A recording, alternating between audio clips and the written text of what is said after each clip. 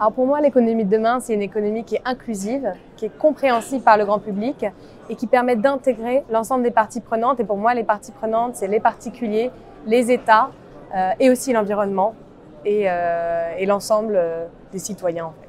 Quand je parle d'économie inclusive, pour moi, le problème, c'est l'intermédiation qui était ultra présente dans l'économie du passé. Et l'économie du futur utilisera le numérique, enfin, j'espère, pour pouvoir désintermédier et permettre d'éduquer en fait les particuliers à l'économie. Alors justement, nous, on y a mis en place un outil numérique qui permet au grand public, aux sociétés d'investissement, aux professionnels, mais aussi aux non-professionnels, d'investir en ligne, d'épargner en ligne directement dans des entreprises qui ont un impact positif en France pour les Français, en Italie pour les Italiens, en Belgique pour les Belges, etc.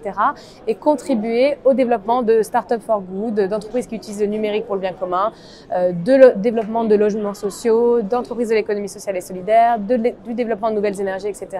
simplement en ligne, mais de manière transparente et du coup inclusive.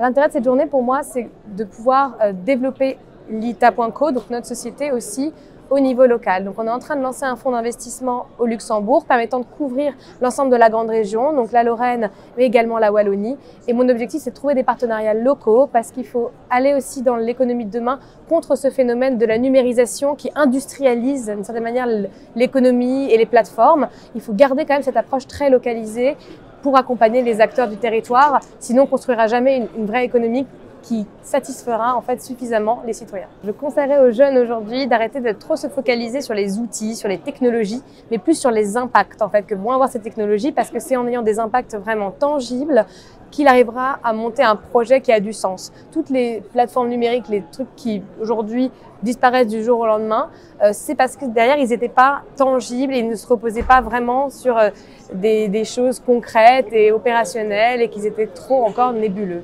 Donc voilà, je conseillerais aux jeunes de se focaliser sur les impacts et de mettre la technologie au service des impacts.